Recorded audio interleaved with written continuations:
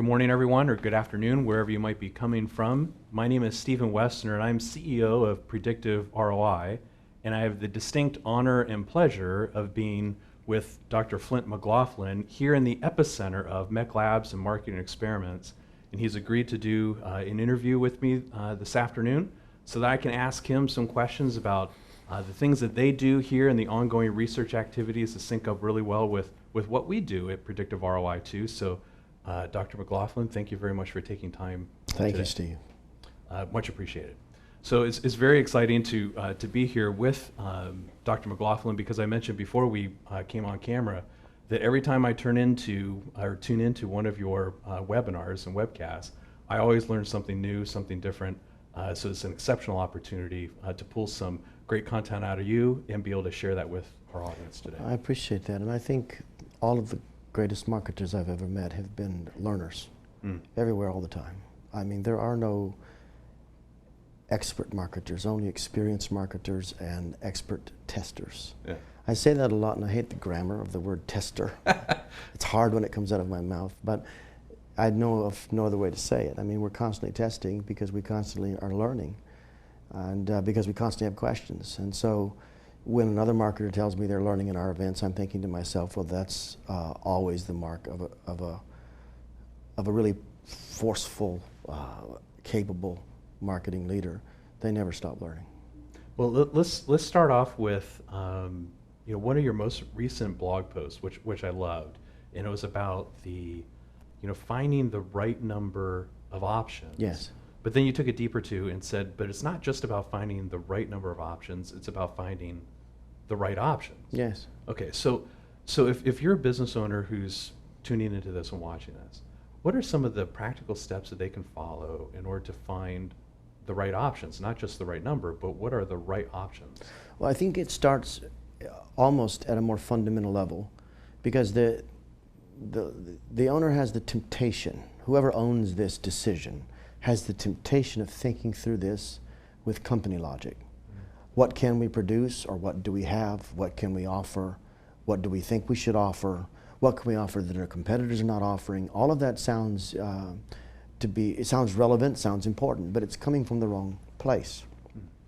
You don't optimize offers, you optimize thought sequences. You don't optimize web pages, you optimize thought sequences. So the first key is to get outside of the company's perspective and directly inside of the perspective of the person that you're making the offer to. And when you do that, you start to realize what's valuable to them and what actually starts to tip value in the favor of cost. Let me give you an example. If the gadget or the service that I'm offering appears to the person on the other side of that offer to be valuable because I can do X and Y, then this is a plus in the fulcrum of value that we must all weigh in our mind between value force and value cost. But the minute multiplying an additional option starts to create confusion, we're no longer adding weight to the value side of the mental fulcrum, but we're adding weight to the cost side of the mental fulcrum. And when we do that, we have just started moving backwards and conversion rates go down.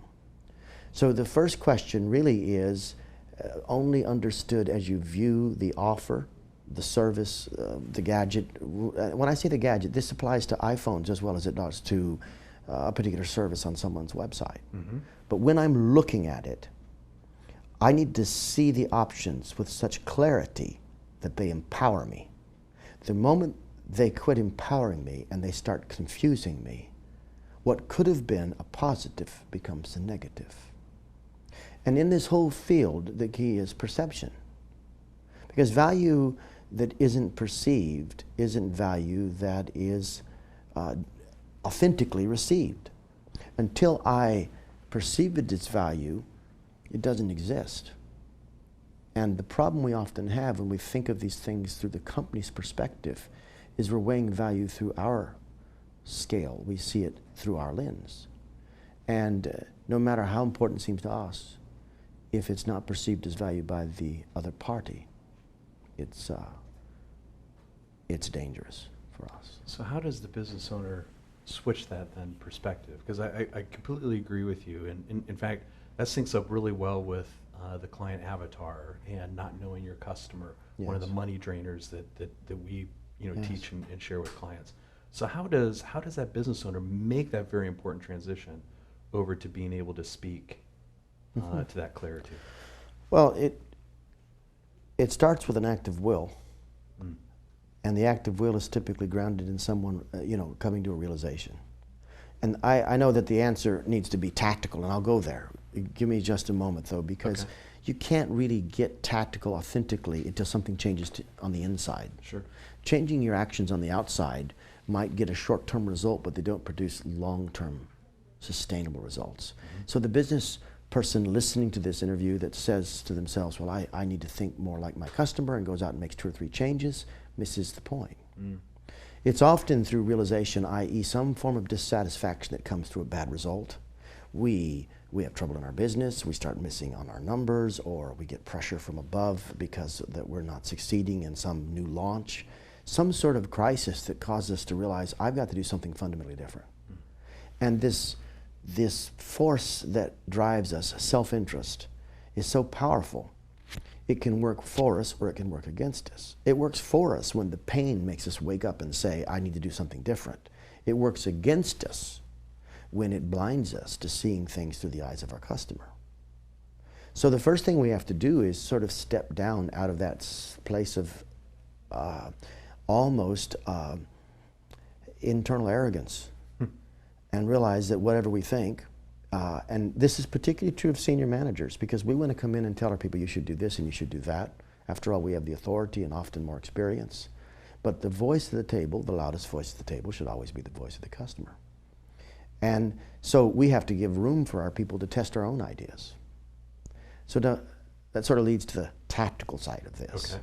When I start to ask myself what matters to a customer, I'm forming a theory, a hypothesis. I don't know that that is what's taking place unless I've had scientific training or some sort of, rigor in my previous education.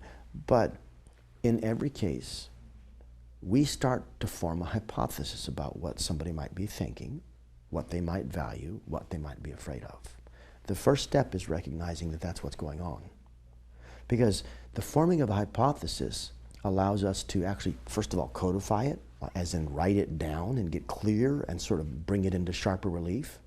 And then secondly, as we've learned in a way that has transformed the entire world. I mean, think about the fact that 1,000 years ago, how ridiculous the idea would be 500 years ago that you and I'd be talking like this. Now, we could argue that 100 years ago it would be ridiculous, but we could say, well, 50 years ago broadcast was common. Yes, it was, but not this sort of. This is not broadcast, this is narrowcast. Right. And I took the idea of the internet to the heads of NBC and CBS 20 years ago and couldn't get any traction because no one believed it or saw it coming. And here we are. Here we are.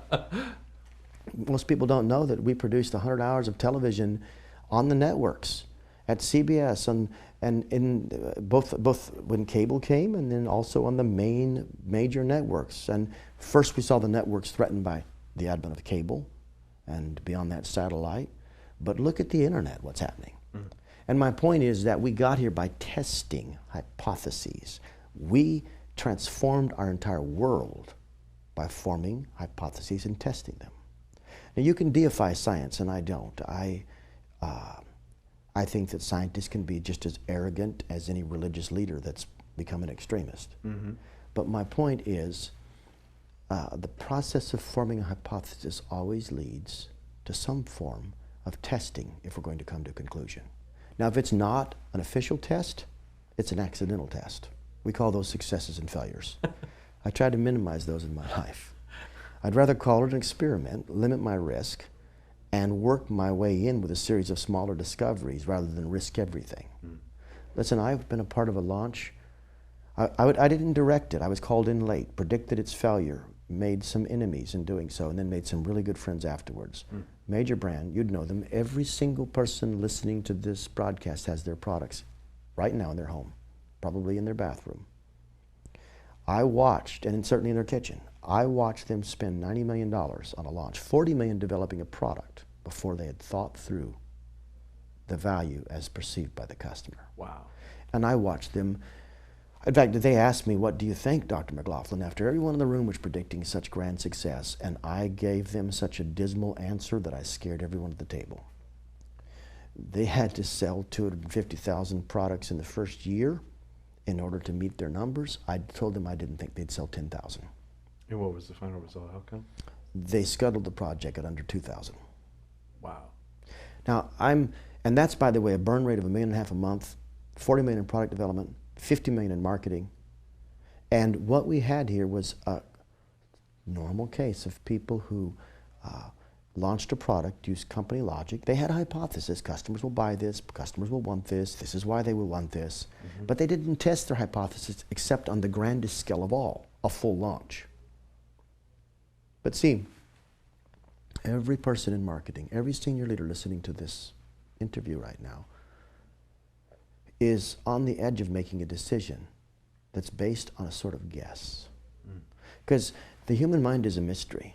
And the best we can do sometimes is approximate what's going on there. And when we're on the edge of trying to think like a customer, we start to form a hypothesis. When you recognize yourself doing that, it's time to say, now how can I test this hypothesis? And we should view every single experiment, every test we conduct, small or not, as a means of gaining deeper insight into the mind of the customer. Every marketer should be a customer philosopher. And the rigorous action of sales should be grounded in the vigorous contemplation of the marketer. The marketer has to ask, what is actually happening in the mind of this person, this human being? It's very important that we don't think of them as, I don't know, some abstract concept. Visitors? Even the word customer bothers me. So, I mean, these are people. When you see a headline that won't work, I mean, if you were to take the average headline, I saw one just now. I was teaching. I just came out of teaching at a conference to walk in and do this interview. And I showed them a headline, and this headline was, "Searching for the most accurate mailing list, your hunt is over." And I said, what if I were to walk up to one of the young ladies in the, sitting here in the audience at the cocktail hour today and said, "Searching for the most eligible bachelor, your hunt is over." It's disgusting.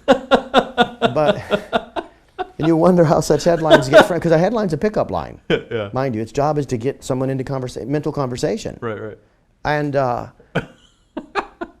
we can't see through the lens of the other person. We make them customers and we talk like marketers. It has its own language, and they no longer are people, they're prospects. And we speak to them in this strange vernacular, and we wonder why we don't connect. Okay, so let's take that headline example. Yes. And transition it over to, I think in your latest email summit that you did. Yes. You talked about the power of, one word can affect optimization of that email campaign or open rates. Just one single word. So tell us more about that. Well, words themselves are abstract concepts, right? A word is a symbol, and it's used to manipulate a concept in someone's mind. Some words are big and some are small. Some words stand for a great deal in someone's mind. A single word, I'll give you an example. I know a word that is, by virtue of its power, has raised billions of dollars, has made hundreds of millions for certain businesses, and by the same token has terrified ordinary people at times when they didn't need to be afraid at all. It's the word cancer. That word is a bigger word than some of the other words in our vocabulary. It stands for so much. So in our marketing material, we're not optimizing body copy, we're optimizing thought sequences. And we have to recognize that in the thought sequence, every word is not created equal, and some words are more powerful than others.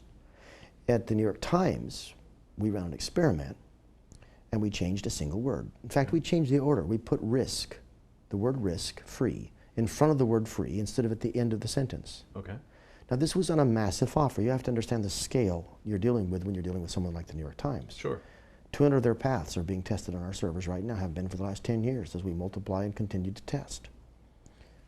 That one word produced a 12% increase, just changing the single word. In an early experiment, we started talking about options at the beginning of this. Right. We simplified 3 options with a pre-checked radial button. That one simplification move produced a 64% increase in conversions on a digital offer. So that's money that goes to the bottom line. Exactly. So, you know, we have to think about the power of a particular word.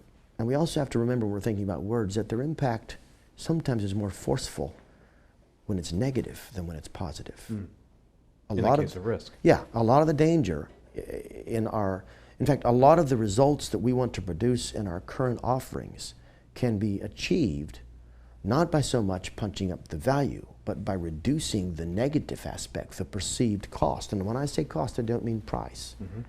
I mean that entire mental package of costs. Fear of poor customer service, fear they won't be able to get a return back, or fear that they're going to be spammed by the marketing department, et cetera, et cetera. All of those fears are potent and often lethal to the conversion process. And great marketers aren't just as focused on adding value to the left side of the fulcrum, but removing that great cost from the right side of the fulcrum. And sometimes the right words are very, very important in doing so. Well, all of this is fantastic. I know that we only have a few minutes left. Sure.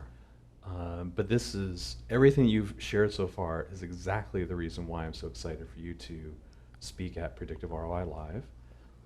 And I hope that you're going to allow me to twist your arm, that when you're up on stage that we can actually get you to do some of the live optimization that you do so well from the studio. Yes. Especially because I think our VIPs are going to be able to opt in for that in advance so that you know what their sites are and so forth. So, Yes. Because that will be exceptional. So in the few minutes that we have left, what do you think are some of the most expensive mistakes that business owners are making today online? Excellent. Well, you know, Lincoln said if he had 8 hours to chop down a tree, he'd spend 7 sharpening his axe. Instead, we grab our axe, charge, and start swinging in every direction. Worse, it's a dull axe, and so we have to swing harder and more frequently. I think the biggest mistake, the number one mistake we make is failing to clearly articulate and test a value proposition. When you do that, it's like putting a razor's edge on the axe. You don't have to swing as hard, you don't have to swing as often, and yet you will cut deeply. The reality is clarity trumps persuasion. Marketers are so worried about getting their copy perfect and getting just the right amount of persuasion that it often becomes an exercise in wordsmithing and sometimes hype. When in fact, if they can get clear, in fact, here's the question they should all be asking. If I am the ideal customer, why should I purchase from you rather than any of your competitors? It's the same thing about this event. Why would I come to this particular event? I think you've got very good reasons why someone should consider coming to this particular event rather than many others that they could go to. Until that question is answered, we're just surviving on pockets of ignorance. And so before anyone sits down to write a piece of collateral or plan a product, they need to ask, you know, and you notice you immediately shift from the third person to the first person. You can't even begin to do this right until you make that move inside. And then once you do that, you are literally forming a hypothesis. So part of your marketing should be to test that hypothesis. Is this the right value proposition? And am I saying it in a way that's credible and clear? Because once you can articulate the value forcefully, you have all the advantage.